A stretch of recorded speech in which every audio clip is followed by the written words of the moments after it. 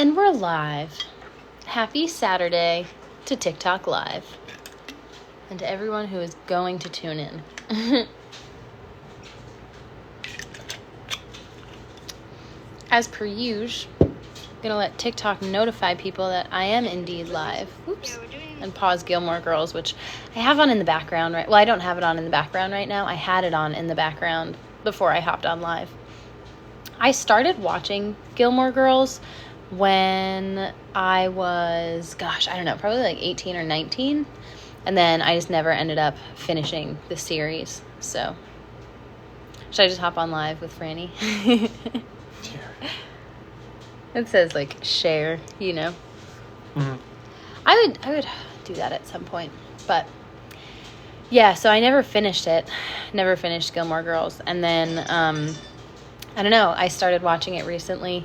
It's like a good show to have on in the background, especially when, like, I know the earlier seasons-ish, so I just kind of, like, have that on in the background sometimes, and it's been really nice. It's been really comforting, and, like, I don't know, I guess there have been a handful of things that I've done throughout, like, the last few years that have been really healing for me, and it might sound like kind of funny to say, but I started watching Gilmore Girls back when I was living in my family's house, and it was kind of a thing that I would do, like, with, my parent and a sibling of mine, and I never got to finish the show, like, before I moved out, and I didn't watch it for a really long time, and now, like, picking it back up and watching it again is really nice, and, gosh, I mean, there have been a lot of things like that, you know, even just like going back and watching some of my favorite movies from when I was a kid, but doing it now, like as an adult, kind of like removed from that situation is pretty cool. Hello, Kaylee Kardashian. I relate to all your posts. You are awesome. Thank you so much. You are awesome. And on one hand, I'm sorry you relate to all my posts because it's kind of a tough thing to endure. But if you do, I'm happy you're here. And I'm glad you know that you're not alone. So what do we want to talk about tonight? Does anyone have any questions? Any topics that we should kind of hop on and start discussing? I've been thinking about what I'm going to be talking about for next week's podcast episode. I was brainstorming that a little bit today. And I'm thinking of doing something about projection. I haven't talked too much about this, but when I made the Happy Little Strawberry giveaway post, I was asking people to kind of leave a topic or a question in the comments that they would like for me to talk about, and someone mentioned projection and how that can kind of impact a kid's identity and, you know, the whole idea of chosen family. And that is something that's really interesting to me, the fact that, you know, your view on what family is can kind of change throughout your life. Growing up, I always thought that family was kind of like cut and dry. It was just like the people who you were related to. But as I've gotten older, it's clearer and clearer that it's just people that you feel comfortable around, people who really kind of like respect you, I guess, for who you are and accept you the way that you are. And it's a really wonderful thing to be able to, I guess, pick and choose the people that we want to surround ourselves with and be honest and vulnerable with. So yeah, that's pretty cool. So I might do a bit of talking on that in next week's podcast episode, I think. But yeah, if you have questions, ask away. Let's get into it. For any of you who don't know, my name is Casey, and I was raised in a narcissistic family. And back in September, I started posting videos here on TikTok about my healing journey, and I wasn't really even starting to post anything about my healing journey right off the bat. I was sitting at the park by myself for the first time in like 4 years, which was a huge step for me because I was dealing with some really bad separation anxiety before that. And I just kind of wanted to document like where I was at in my life mentally during a pretty rough time. And from that point on, you know, I started posting a little bit more regularly, and I saw how many people had experienced similar things, and how so much of what I was talking about resonated with so many of you, and it seemed like such an important conversation to kind of have. And so I've been sharing my experience and my emotions and, how I've healed from these things ever since. And it's been a really, really wonderful experience. And discovering this community has been amazing and so eye-opening and reassuring for me. Hi, Dominique. I'm happy you're here. Emmy May, I told my sister you and me talked on your previous TikTok live. She was so happy. Thank you again. That is so awesome. That's so cool. Well, thanks for tuning in then and now. I'm happy you're back. I'm always happy to talk about all of this stuff. As a mom, I'm trying to break the trauma. Oh, wow. What is that like to kind of be on the other side of things now, Dominique, if you don't mind my asking, like being a parent? Because, I don't have a kid. I don't have a plan on having a kid anytime soon. Because, not yet. But, just because I feel like I have so much that I have to learn still about myself that I don't know how I would apply that to another person just yet. But I would imagine being on the other side of things now, you probably encounter similar experiences to yourself when you were growing up, and now you can kind of change how they go, or how you react. So what is that like? I would imagine it's kind of crazy, but also fun because you get to kind of change the story.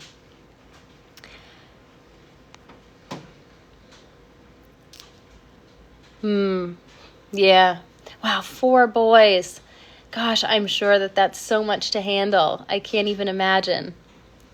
But good on you for trying to break the cycle and, to heal, and I'm sure to raise your kids in a healthy environment, I think throughout the healing journey in general, the most important aspect of it all is just self-awareness, because thank you. Because I feel like even still sometimes I have more negative emotions or impulses, as a result of my childhood trauma, and I can recognize them. And, sometimes I act on them, sometimes I don't, but I'm aware of what I'm feeling and, my reactions to things. And I feel like that is such a huge first step to just be aware of that behavior within yourself. Because then you can kind of monitor that going forward and think about how, if you like it, if you don't, if you want to change it. And I feel like that's something that I lacked for a really long time. Janine, do you still talk to your parents? I'm currently 7 months no contact with my parents. So the last time that I really properly saw or spoke to my parents was actually at my wedding back in June. So it's been about 7 months, and yeah.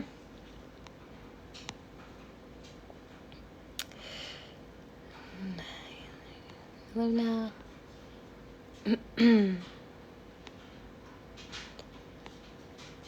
It is really hard to break the cycle because, I think when you grow up with a narcissistic parent or an emotionally unavailable parent in general, I think so often a lot of their behavior is a result of their own unresolved trauma, and so if you kind of trace back where that comes from, they kind of became that way as a result of maybe something that they've experienced, but they didn't have that level of self-awareness to kind of recognize their own behavior, or maybe to listen to the people around them and to, think about, okay, well, maybe there's something that I'm doing wrong that I can kind of fix or work on, to break that cycle and to kind of take accountability for their own actions. Because, if you are feeling or reacting in a negative way as a result of, the environment that you grew up in or the behavior that you've grown used to, that doesn't make you a bad person. I think that is more so when you recognize the negative behavior or you refuse to admit it, and you don't change. You kind of refuse to admit that there's any possibility that you are part of the problem, or anything that you could work on or get better at. And so, I've had moments for sure where, I still react in a way that, I'm not entirely proud of. It's just kind of like a knee-jerk reaction because it's something that I've been doing for so long. And, then I kind of have to like catch myself and stop and be like, okay, like this is not right. I don't like the way this feels. And this is not the kind of person that I'm trying to be. So like, I'm going to remember this for next time and try to do better. And I feel like as long as you're consistently applying that mentality, then breaking the cycle actually is possible. What is the relationship with my family like now? Well, I mean, I'm 7 months no contact with my parents, so I, haven't heard from them. I don't talk to them. I do have 2 siblings, one of which I am in contact with, and we're very close. We're good friends, which I'm super thankful about. And as far as my extended family, I'm not entirely sure if they know anything that's going on. I don't know if any of them have found my TikTok. I do think that my parents know about my TikTok, which is really pretty interesting. But yeah, all in all, I think this kind of brings me back to the whole chosen family concept. I have a lot of really wonderful people around me who I genuinely care about, and I'm thankful for that. That's worth an episode right there. Chosen, yeah. Oh my gosh, chosen family. I could do a podcast episode on that.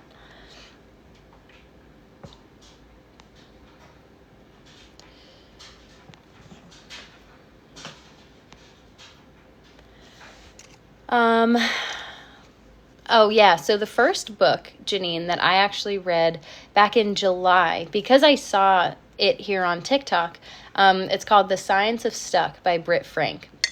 And I've got the Amazon link for that in my bio because I have gotten a couple of questions about that book. And that was really beneficial for me in starting my healing journey and starting to realize some of the trauma that I endured as a child.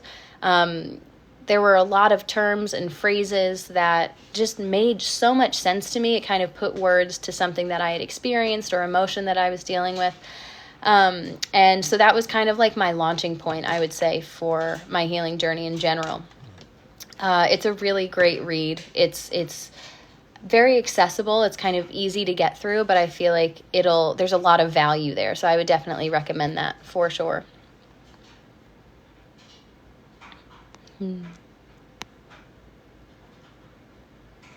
Oh, no way. That's so cool. I am obsessed with this sweatshirt. I actually got this on a road trip. Brandon and I were on our last road trip, and we were a couple stops away from home, and we were posted up. I don't know if any of you have ever, traveled across the country, like in a car or anything like that, but most Walmart parking lots allow overnight parking, and so when we're not out west and it's more like city, we kind of stay there.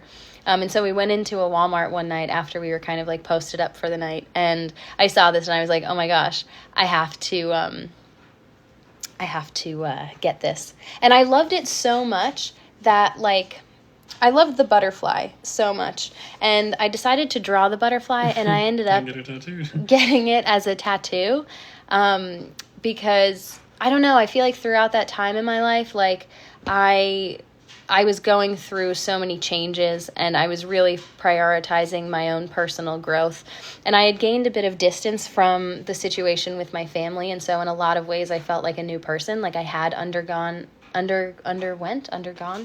bit of a metamorphosis, I guess, and it also reminded me of the trip, so that was pretty cool. Kyla, the book is The Science of Stuck by Britt Frank.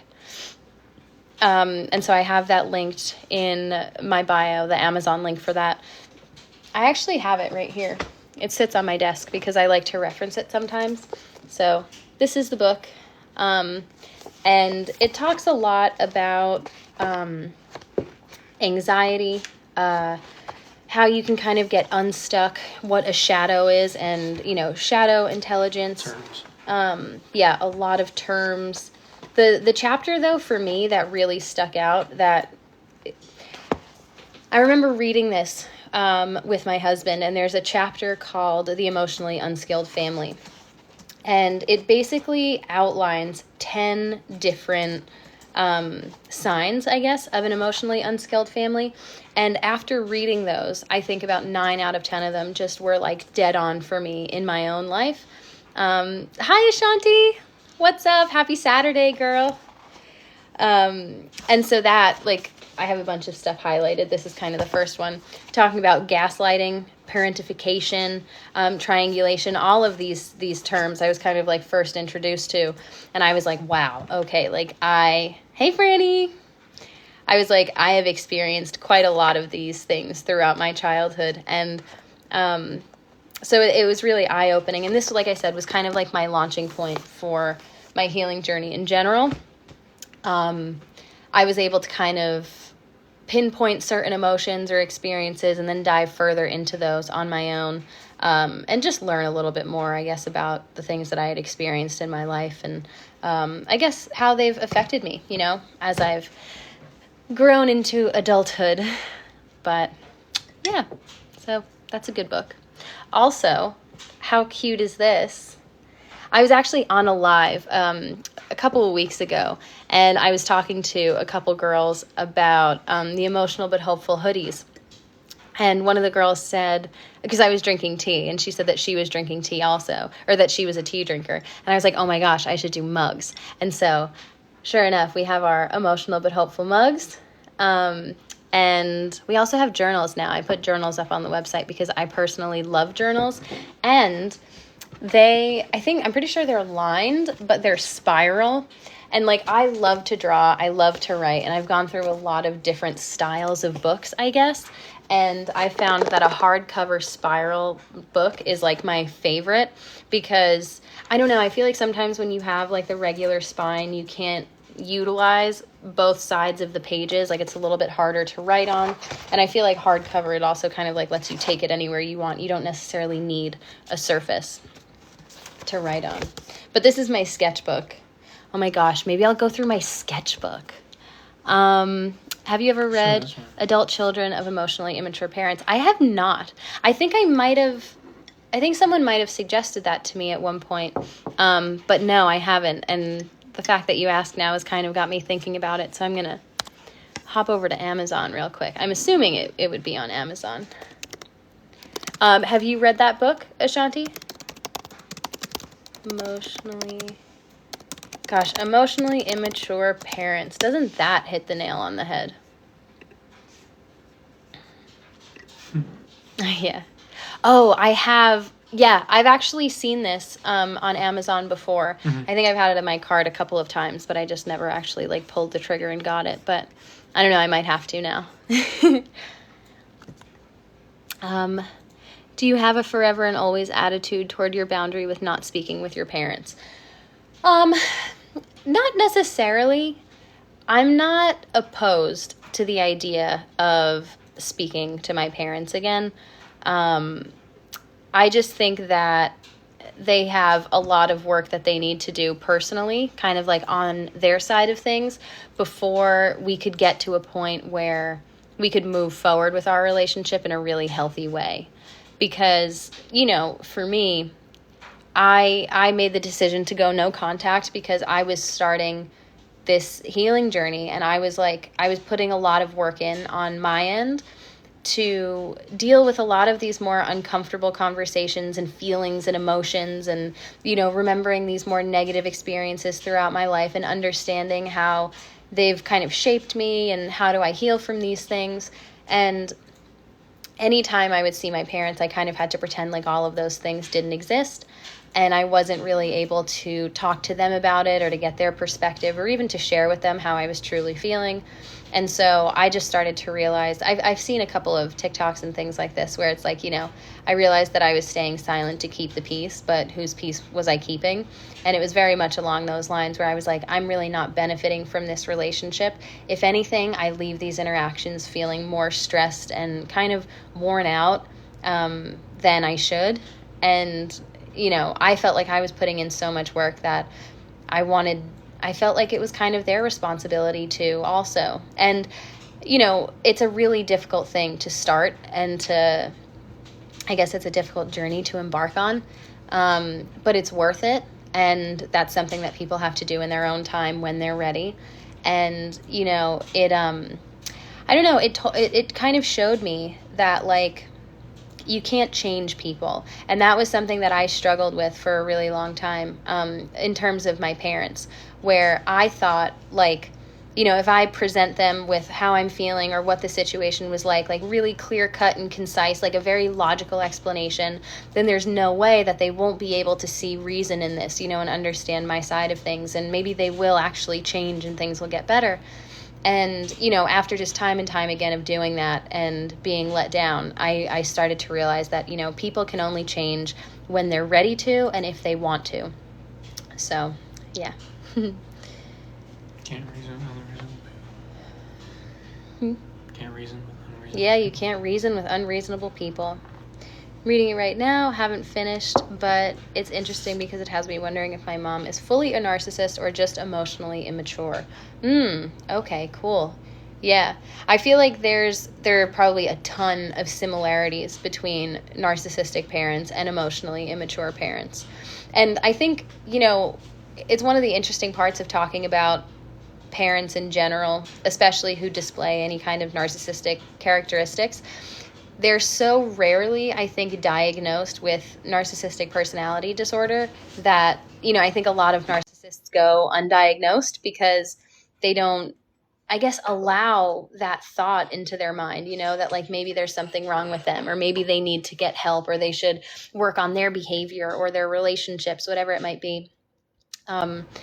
But yeah, there's definitely a lot that goes into it. And I feel like narcissism has been such a focus of mine since starting this healing journey, because starting with The Science of Stuck by Britt Frank, I was like, okay, gaslighting, definitely endured that. Triangulation, definitely that. Parentification, yep, that too. And then the more I read about narcissism, the clearer and clearer it was to me. So many of these experiences from my life started popping into my head, and I was like, wow, this is crazy. It's a weird realization to have. And I was going through some of my older journals just a few days ago, because I made a New Year's resolution to journal again every day. And I know it's only the 6th, but I have stuck to it so far, and I'm proud of that.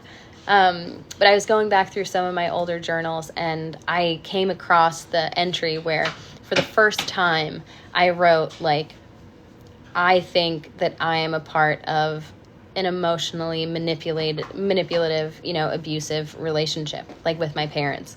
And it was so weird to put those words out there into the world on paper for the first time. I remember having that realization and just being like, this is actually not okay. And it was super weird. But we've come far, so... I do still think she leans on the side of covert narcissist, but definitely emotionally immature. Yeah. Covert narcissists are because I feel like that's what my narcissistic parent was, at least publicly, when it involved other people outside of our immediate family. And I guess even sometimes within our own family dynamic, very manipulative, very kind of sneaky and under the radar. But these things that my parent was doing, looking back, it was so clearly manipulative. Haley, I love your TikToks, relates to me 100%. Thank you for your videos. Thank you so much for tuning in. I'm glad you're here. 4 days no contact with your mother. How has that been? How are you feeling? Did anything in particular trigger that? And obviously you don't have to share if you don't want to.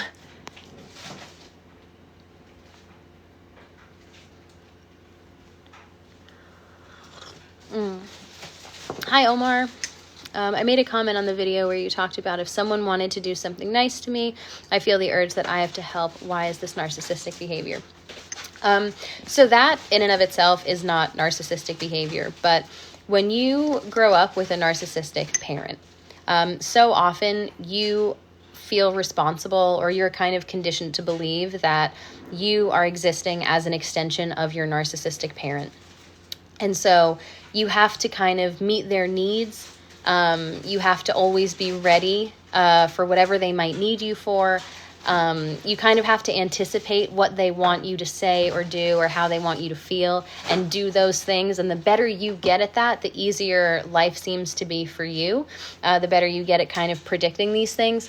And so, when you live in an environment like that for so long, where you feel like, you can never just relax and be at ease, where if something's going on, whether it's a conversation or, there's some kind of like a chore being done or whatever it might be, like you have to kind of be at the ready, especially if your narcissistic parent is a little bit more emotionally volatile, and maybe something really small will kind of like trigger them. And it might kind of like end up in this big blow up. You always kind of want to be there to diffuse the situation, and you start to feel like that's your responsibility. So once you've existed in that kind of environment for so long, and then you move into a healthy relationship, it can still be really difficult to just relax and to sit down and then to see your partner maybe get up to go and do the dishes, or, you know, to go and switch the laundry. Sure. And to feel like you can just stay there sitting down, like you don't have to get up and help them. They're not going to be mad at you if you don't automatically somehow know that they wanted your help, even though they didn't communicate it to you. That's a big aspect of it too, is that there isn't a lot of direct communication with narcissists. You know, you kind of have to guess all the time. And so that for me definitely fed into my relationship, my current healthy relationship, where I'm like, are you sure? Like you don't need my help? Because if you need anything, just let me know. Like I'm right here, you know. And I know, I still do it. I'm working on it. What can I say?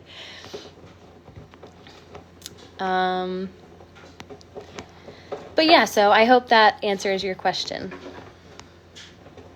Cece, so happy I found you. I've been there with a narcissistic family experience and have videos about it too. Oh, cool. It's so beneficial to like share our experiences, isn't it? And I think it was also really freeing for me to start talking about some of the more negative parts of my life, because when you grow up in that kind of environment, the image is so important, where one, you know, you're kind of pressured to not express any sort of negative emotions to begin with. But it's also really important that you kind of keep up this image of yourself and your family and your relationship with your parents to everyone outside of your immediate family. And, you know, to actually let that go and to start like talking about your life, the good, the bad, and the ugly, is so freeing, you know, because nobody's perfect. And the only way that we're ever going to learn from each other is by being vulnerable and honest and creating a safe that's safe and understanding enough for people to feel comfortable to do exactly that.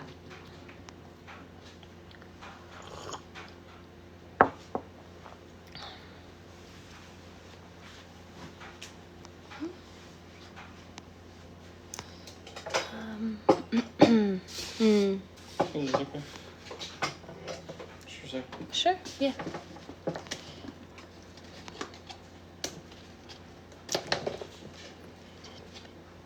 Yeah, why is it always the parents who didn't parent well giving their opinion? Yeah, so really upset, not the first time she said something like this. She knows how to push me.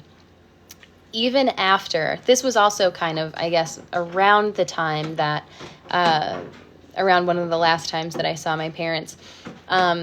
Typically, like in my day-to-day life, in my relationship with my husband, even if we do have a disagreement or any kind of controversy, if it's a little bit more of a stressful moment, I am able to stay relatively calm and level-headed. Even if I get frustrated, I won't raise my voice. I don't yell at all, like anymore, really. But my parents, my narcissistic parent in particular, knows how to push my buttons. And it's probably just from existing in the same environment for so long, and, you know, them understanding like the things that are really hurtful that will prompt some sort of a reaction in me. And it's hard to recognize those things in the moment and to ignore them, you know, like these comments that are really just meant to bait you. Because sometimes you're so worked up with emotion and the frustration of the situation that it's like the last thing you want to hear, and it's like it just bubbles up, you know. But that's exactly what they want you to do. It's like dealing with a bully, you know, where the best way to kind of get a bully to stop picking on you is to stop reacting, because then it's like, what are they doing it for? They're not getting what they want, the satisfaction of your reaction, you know. That's weird to say. Satisfaction of your reaction. Awesome, Omar. I'm happy that answered your question.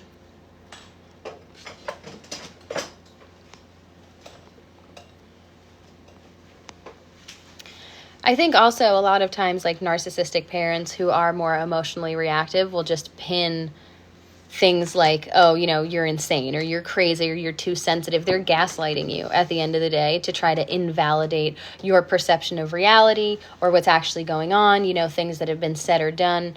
And so I feel like you really have to take those comments from people like that with a grain of salt, because it's like if they were only aware of their own behavior, you know, if they could kind of look in the mirror and be a little bit more self-reflective, they would understand that I'm not the crazy one, you know, I'm not the one who's reacting so emotionally right now.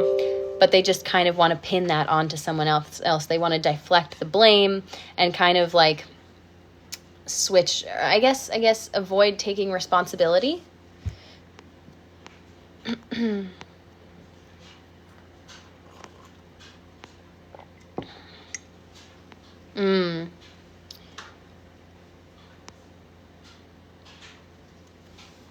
Yeah, that's totally tricky. Like, the year after I moved out of my parents' house was like, I guess even like the 6 months after that, you know, was difficult, because not only are you dealing with the loss of that relationship and kind of like mourning that relationship, but you're also, I guess, sometimes in the middle between the parent that you've decided to go no contact with and other family.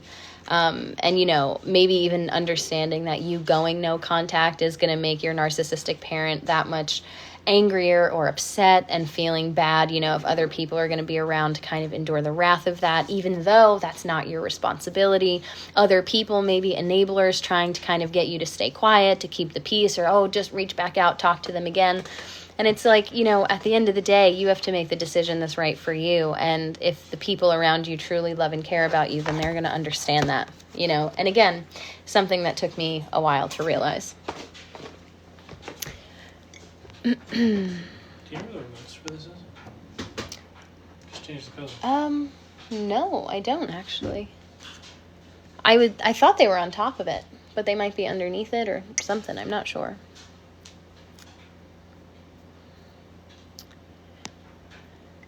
Oh, yeah.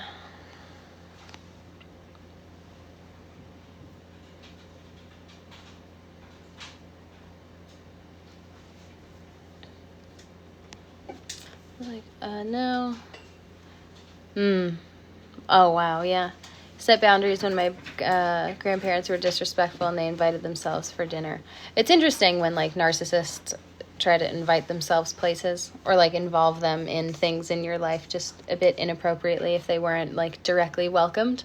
But good on you for setting boundaries. I had no idea what boundaries were or that I could set them. I always remember thinking, like, if I said I didn't feel like I was in a position to be like, oh, hey, like, when you say or do that thing, like, it really upsets me. It doesn't make me feel good. So, like, can you not do that anymore? Because I feel like it was always kind of, like, portrayed to me where it was like, you know, you're living under our roof. We're providing for you. Like, we're your parents. We brought you into this world. And so, you know, again, I viewed myself as an extension of my parents. So it's like, where there you can draw a line, you know. I didn't really know that.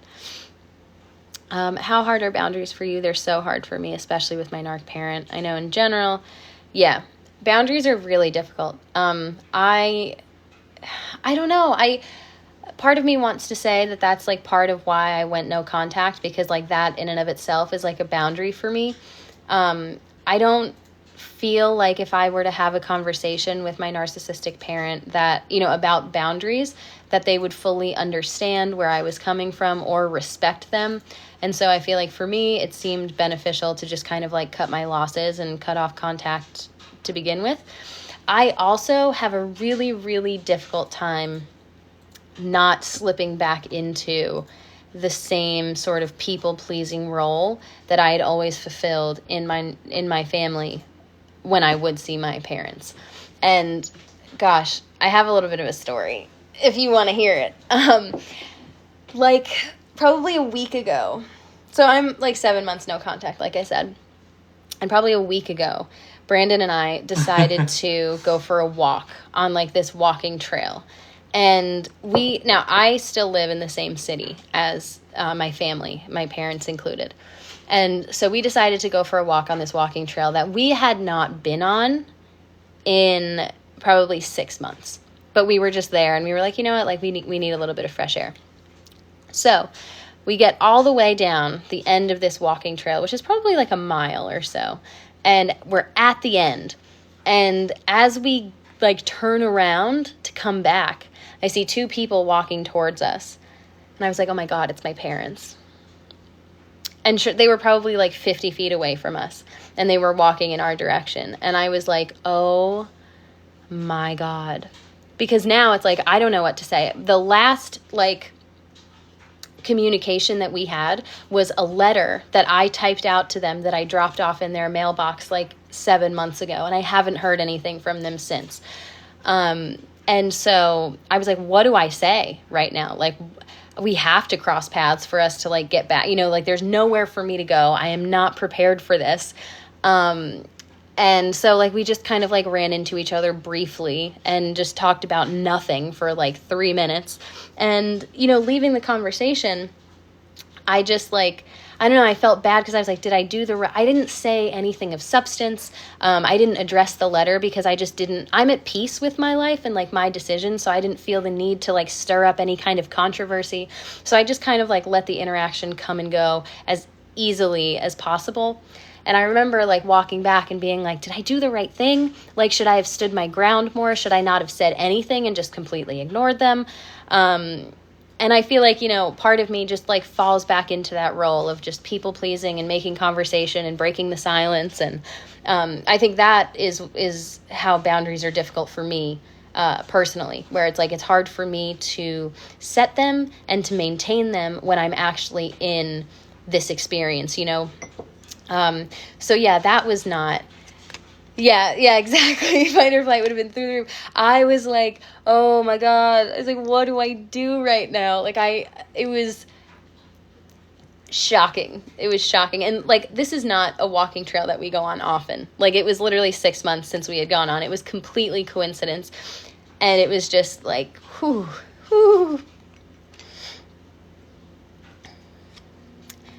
Hi, Eric. How do they react or engage in the convo? So part of the reason that I decided to go no contact is because, like I said earlier, whenever I would talk to my parents before I stopped talking to them, they would pretend as if nothing bad ever happened. Like nothing was wrong. They just kind of deny any negative situation in life, like any of our issues that we had. It's like, let's just sweep them under the rug and we'll pretend like nothing ever happened. And we're just going to continue to pretend to be like this big, happy family. And that was kind of exactly what they did, where it was like, I think they know about my TikTok first and foremost. Second, I literally like left them this letter like 6 months ago. And so like the ball is in their court in terms of like addressing the situation. And no, they were just like talking about the weather and like it was a warmer day, and I think shoes that I was like, just we literally exchanged just like pleasantries, I guess, for like 3 minutes and talked about nothing. You know what I mean? Like it was nothing of substance, and they pretended like nothing was wrong. Like and that's why like sometimes for me I'm like, I just I can't just like say these things and chit chat like without addressing the elephant in the room. I don't know. But again, I think sometimes narcissists and even enabling parents, like they're so convinced of this image that they've created in their heads that they're like borderline living in a state of delusion, and it's like, that's fine if that's how you live, but like you can't expect me to kind of hop on board with that, because I don't feel like that's healthy for me.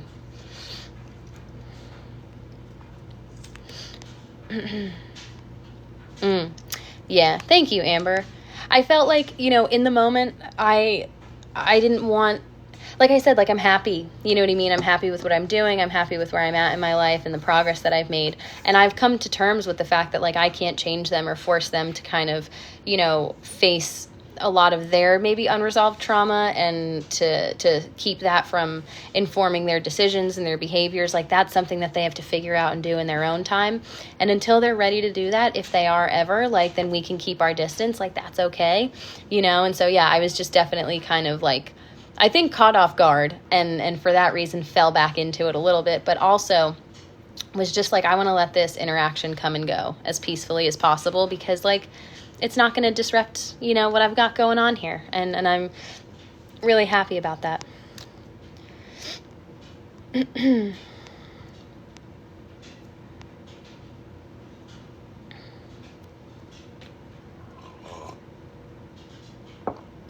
Mm-hmm.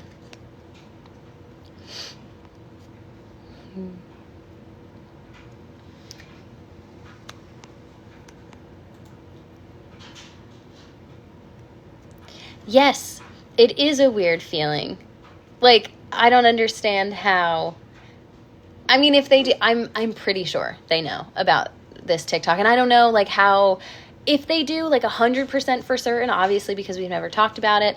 I don't know, like, how frequently they watch or if they listen to what I'm talking about, but, like, to know all of these things, and again, to just be like, oh, it's a nice day out today. Like, interesting to see you. It's like, what? Like, don't you want to, like, talk about what's going on, you know? Word up, Franny. Nothing is wrong for them. They act how they want, and good luck to everyone else. Exactly. Exactly. Thank you, Amber. I know. They haven't seen their daughter in 7 months, and that's how they act. Yeah. Very, very strange. And it does reinforce why I stopped contact, because it's like, what more can I do here, you know? And I have a hard time. I was, like, so close with my parents. I feel like our relationship was so tight-knit for a really long time. And, like, a lot of our family traditions, or, like, the value of family and stuff like that, like, it really did mean a lot to me for a long time. And I remember, like, even after moving out of my family's house, and, you know, things were not getting better, and I started to kind of distance myself a little bit because I felt like I had to. I remember just always, like, giving my parents another opportunity and another opportunity, because I was like, for my own peace of mind, like, if the day does come one day where it's like, this just isn't going to work out, I needed to know for myself personally that, like, I tried as much as I could, and then I tried one more time, and it still didn't work out. You know what I mean? Because then it's like, I feel like I've done my job, and, like, I've done all that I can do, and the rest of it is kind of out of my hands. And I feel like that has been something that's been helpful for me throughout my healing journey, I guess. And that's just personal to me. Like, you do not have to give your narcissistic parent, like, a million chances to try to do the right thing or to prove themselves, you know. That was just kind of like a personal thing, I think, for me. And yeah, I don't know. I feel pretty good about it.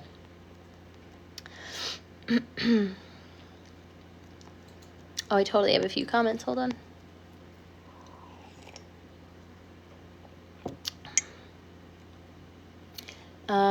Convinced that they're morally superior. It's impossible to have any conversation with them about mental health. I didn't even really know that, like, mental health, I always thought, like, health and trauma when I was growing up, like, mainly related to just physical things. I had no idea about all of this, you know, and it was kind of like I can't even imagine having that kind of a conversation with my narcissistic parent, you know, at this point, and understanding that, like, yes, I have trauma because, like, of how often I got yelled and screamed at like, when I was a child, you know, and that affects my behavior as an adult, you know. It's crazy.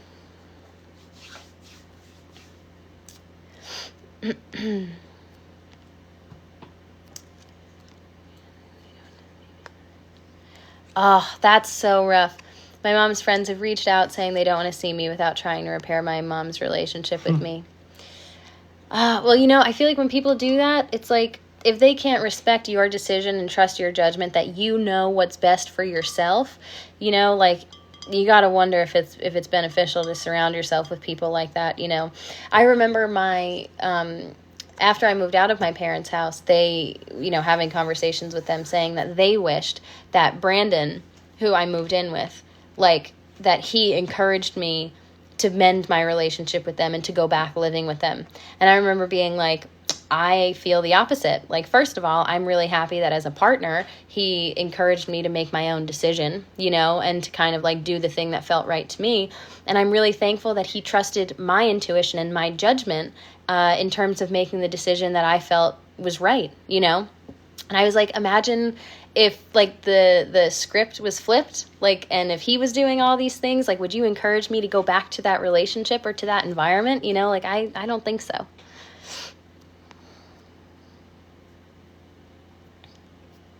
Did they ever threaten you with health emergency to get you to break contact? My parents always do.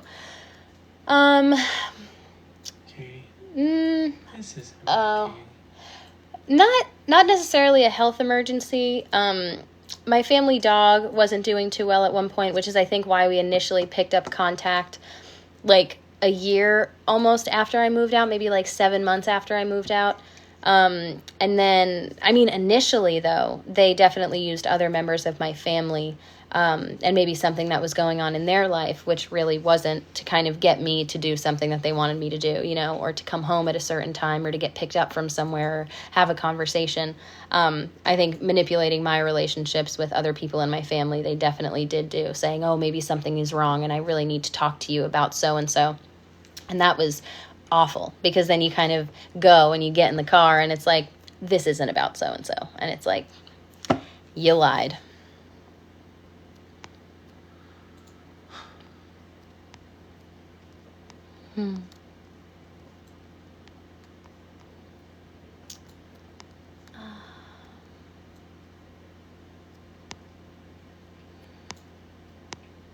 I'm 26. I'm 26 years old, which is crazy.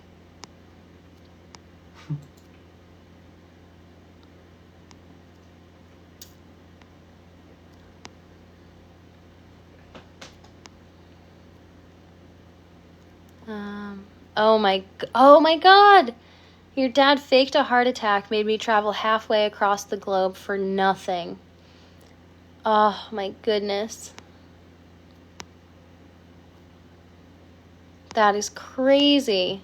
Why did he want you? Oh, were you like living far away and he wanted you to come home? Like, was that kind of his way of getting you to come home?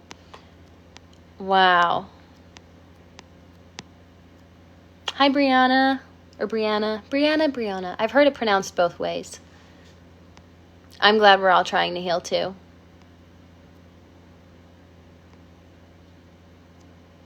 Janine, I agree. Doesn't seem like what's being talked about here concerns you, Biddy.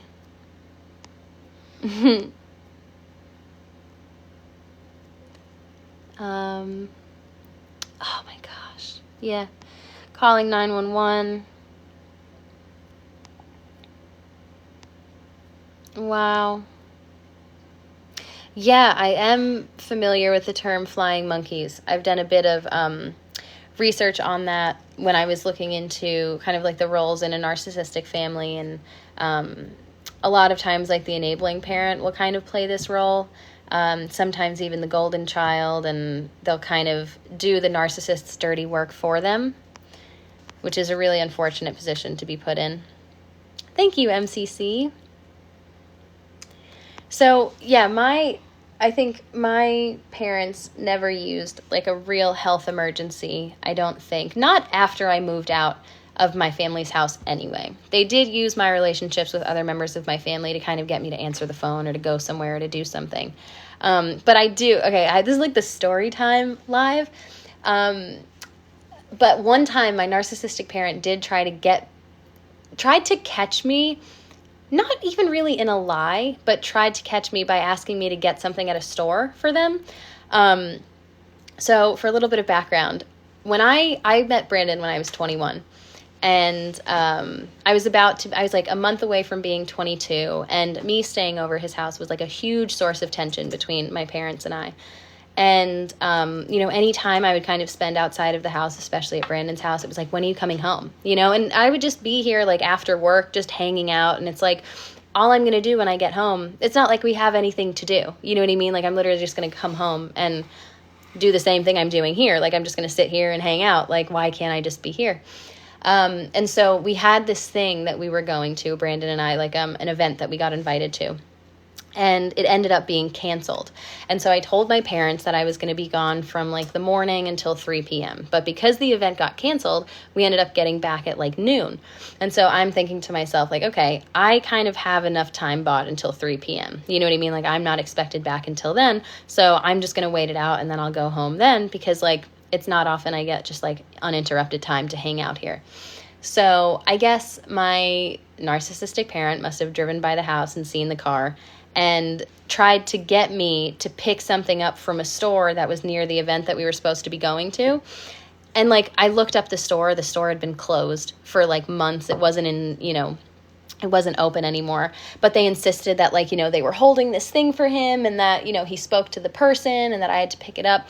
All just a roundabout way of trying to catch me in what they thought was a lie, like that I never went to this event and it was just an excuse for me to spend time here. And it was like, and so that was kind of one of the times where it was like, oh, something, I need to talk to you about something concerning someone in our family. Like, I need you now. And then I got in the car and it was like, it's not about that. Like, what time where were you doing? And it was like, God, just like communicate with me directly, please. Like, it doesn't need to be this whole song and dance kind of game. Franny remembers, yeah. Gosh, Franny's been around for all of it.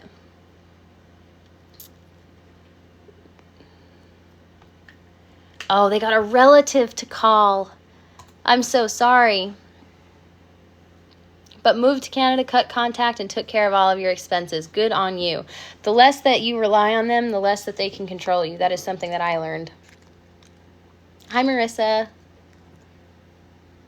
I'm so glad that any of my videos have been helpful to you. I really mean that. Called security at my college when I went no contact. Oh my gosh, Jackie, similar situation. This was days after I moved out of my family's house. I obviously wasn't really speaking to them. And one of my parents called my boss at work. And, oh my gosh, yeah, so I wasn't really speaking to them, but I also didn't have my phone. I didn't have my phone because they had taken it from me, and so I got a new phone and a new, phone number, which sucked. Because, like, your cell phone number, I had that cell phone number, like, since I got a cell phone. You know what I mean? It was, like, on the tip of my tongue. And then at, like, 22 years old, have to get a new phone number and to remember a new cell phone number was awful. But so I had to go and get a new phone because they took my phone and they weren't able to contact me because they didn't have the new number. And so they called my boss at work, and my boss came up to me like in the middle of the workday and was like, oh, it's your parent.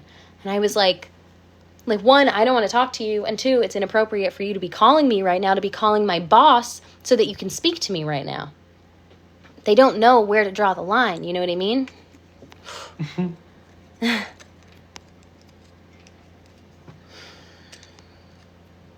Oh, my goodness. Oh. You are seen, and you are definitely not alone in this.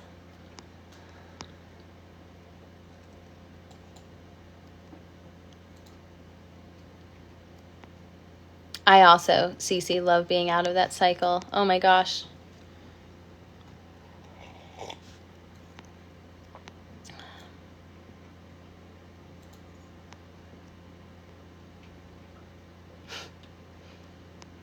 Does anyone feel paranoid that people who know your narcissistic parent or abuser is using others as messengers?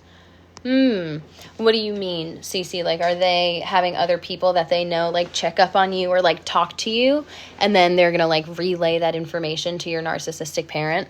Because if so, definitely a thought that's crossed my mind before. Oh, Abby, I'm so sorry. Gina, what's it mean if your parents say you're hard to love? Gosh. I don't feel like any parent should ever say to their kid that they're hard to love. But give me a little bit more context here. When does that come up? Like what does that look like? Is it unprompted? Is there something in particular that kind of like brings that out of them? Like, people I want to trust, I can't, because I don't know if my mom's voice through others. Oh, yeah. Definitely. I feel like, I guess having dealt with such invasions of privacy from my parents, like, going through my phone or like reading my journal, you know what I mean? Like my personal, like under my pillow kind of journal, definitely made me aware of, like what people are capable of doing in terms of gathering information about you if they're really determined. And that was always a big fear of mine when I was younger, like when I was in high school. And I would go out with, friends of mine, or I would be at a friend's house, or if we were walking around. And, if we ever did anything that was just kind of like stereotypically teenager, while we were out, I was always afraid that someone was going to see me who also knew a member of my family or my parents. And not that I was doing anything crazy, like maybe I was walking to 7-Eleven at 11 o'clock at night during like a sleepover, but, I knew that I would get in trouble if they did find something like that out. And so I was always paranoid that the people around me maybe knew my parents in some way. And that, on top of that, I feel like my narcissistic parent in particular would always kind of tell me like, oh, I have friends, like maybe they would, I don't know, see something and, say, oh, like, did you do this thing? And, oh, yeah, hold on, Franny, I will get to Milo in a hot second. But they would always tell me like, oh, I have friends, you know what I mean? Like either cop friends or, friends like at your school, other adults. So it's like, even if they weren't there all the time, I always felt like I was being watched. You know what I mean? It's like they would always know what was going on in my life because they had someone to relay that information to them. And it's such a terrible feeling, you know what I mean? Especially when you're growing up and you're like a teenager. You can't just like be yourself because you're always paranoid that someone's watching you and they're going to like tell your parents. Oh, man. But yeah, so yes.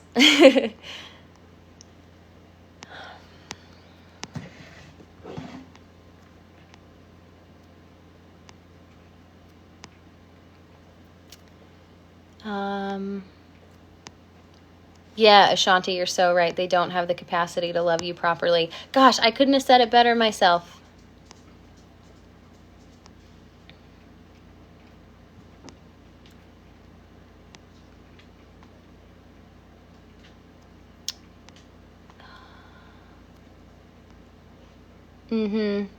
In arguments and out of the blue. I even get taken back from it. Yeah, I just think it's probably exactly what Ashanti said. Like, they just don't have the capacity to love you properly. My parents, my narcissistic parent in particular, has definitely said some really, really hurtful things that I will probably never forget. Sometimes as a result of an argument, or other times, it wasn't as intense of a conversation. And I think sometimes just like their own feelings within themselves that are just like steaming and bubbling up, and they can't see reason, and there's no empathy or compassion there. And so they just kind of like say these things, feeling like maybe their words are not hurtful, or, you're just going to be expected to forget them and to forgive and to move on and to pretend like it never happened. And I think that is way more of like a them issue than a you issue, So I would kind of take that with a grain of salt. I wouldn't sweat it. I know it's awful to go through, but just know that it's probably not grounded in anything valid. It's not rooted in anything real.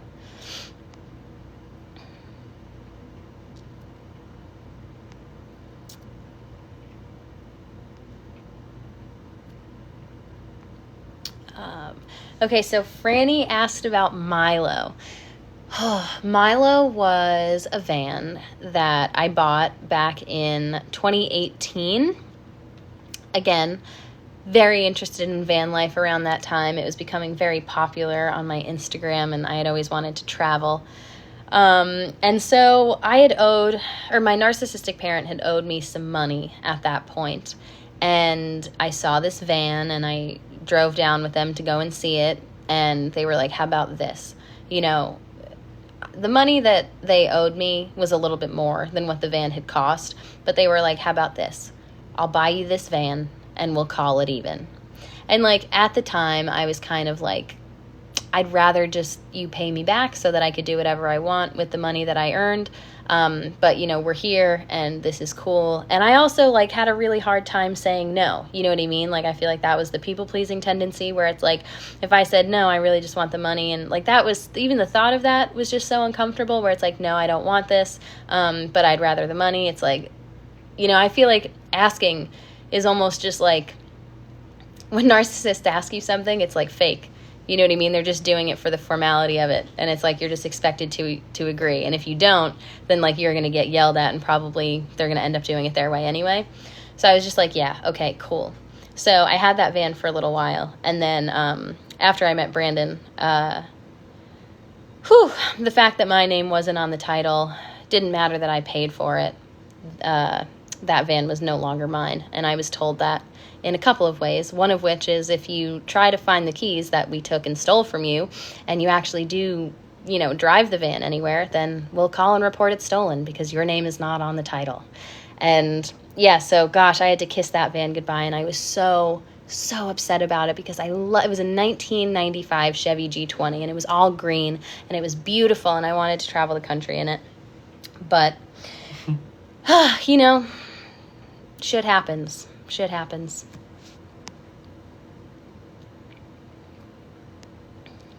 Yeah, you can't ever truly enjoy yourself out of the house, Jackie. I completely agree. Oh, your dad is a pastor. Yeah. My parents were also very active in the community when I was younger. Like in my elementary school, my dad was the coach of the softball team.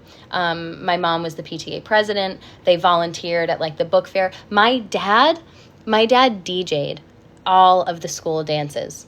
And it's like, yeah, on one hand, it's like that's such a nice thing for him to do, to go out of the way and to do it. And like to other adults and even like other families, I'm sure that looked so great. But like when you're in 8th grade and a boy that you like comes up to you and asks you to dance and you have to be like, no, because your dad is 5 feet away, like DJing, and you're going to get yelled at if they see that happening. It's like, I never felt like I had a moment to myself where I could just like try something or do something or like, you know, like just put myself out there. And it's suffocating. Ooh. The inside was so nice. Milo's back seat was a futon, so it folded down to a bed. It was ideal for traveling. I'll get another van one day, though. I will. I'm really excited about it.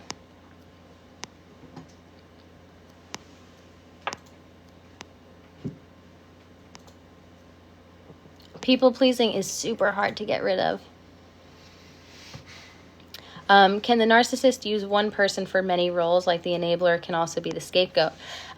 Yeah, so in the research that I've done, and also just in my own life experience, I have, I think, been the golden child and also the scapegoat. And I feel like, you know, having done a bit of research on it, these roles can shift, you know, depending on the behavior of these people, depending on who the narcissist is choosing to favor. You know, when I was in good standing with my narcissistic parent, I felt like I was more so the golden child, and I would be in good standing with them when I was saying or doing whatever they wanted me to say or do. I was behaving the way that they wanted me to behave, defending them in arguments, you know, whenever they wanted. And so in those times, I was praised, you know what I mean? And it was like I could do no wrong. But as soon as I, you know, maybe didn't defend them in an argument, or I wanted to go out with friends or make a decision that was like a little bit more individual, that was when I feel like I would become the scapegoat. You know what I mean? Where all of my family's problems would be put on me. I was the cause and the root of everything negative happening. And it's really hard. It's really hard to kind of navigate these ever-changing roles and to fulfill them at all in the first place. You know, you're supplying someone who's obsessed with control with whatever it is they need, kind of out of self-preservation, and that's exhausting. Melly, hi from Italy. Thank you for putting into words my feelings. I don't feel lonely anymore. I am so happy because you're not alone. So many of us have experienced such similar things and have dealt with really similar emotions, and I'm so happy that our paths have crossed. I would love to go to Italy one day. It is on mine and Brandon's bucket list for sure. I've never traveled abroad. I've never traveled to Europe, and Italy is on the top of both of our lists. So that's amazing that these videos are reaching you all the way over there. Yeah, exactly. The dynamic shifts from golden child. The moment you disagree, you become the scapegoat so fast. I was shocked. This was probably like the biggest shock to me because for so much of my life, like literally until I met Brandon and I started to like see things clearly, I had dedicated all of my time, like my entire life. Every decision I made was like family focused. My parents' priorities were always first. And I always felt like, you know, I was just always there anytime anyone needed me. And I always felt like I did the right thing. And then as soon as I started dating Brandon, and, you know, I wasn't just voluntarily giving up this relationship because I genuinely was in love and saw a future with Brandon, and like glad I didn't give it up because we did it. Then all of a sudden it was like I had become a different person, you know, like nothing I had done throughout my life mattered. Didn't matter that I was a great student. Didn't matter that, you know, I dedicated all of my time to my family and I was always there for them to help them, or I supported my parent emotionally for my entire life. It was like, you are the cause and the root of everything that's negative right now that's happening. And like, if this family is like no longer together, like this is your fault. You are single-handedly ruining the family. The number of times that I was told that, especially after I moved out, is mind-blowing. And I didn't, you know, I was being told all of these things before understanding anything about narcissism or like the roles within a narcissistic family, you know, what a scapegoat was. And so, you know, it was so hurtful because I felt like they were just saying these things about me personally, like to me. And it was awful. But I feel like looking back at it now from a little bit more of an objective standpoint, having the knowledge that I do, I understand that, you know, I didn't make a wrong decision and I am not a bad person. I was just no longer fulfilling this role for them, you know, and so I became the target and they took out a lot of their negative emotions on me. So, yeah. It's crazy. It's only 8:30, but I'm totally like getting tired. How wrong it was when they spoke up. They hate me. Well, I'm really glad that at least there's a community of us so that we can kind of confide in each other and share our experiences and have these conversations, you know, and we may not be able to speak to our parents or even maybe some of our immediate family about all of these things. They may not understand now, they may not understand ever, and, you know, that's okay, because we have each other, and that's a really cool thing. That's like, I don't know, I feel like that's probably been the coolest part of starting to share my experience online, has just been discovering this community who truly understands, you know, what it's like, and it's amazing. So, gosh, I want to hop on another live soon. Maybe this weekend, if not, maybe one day next week.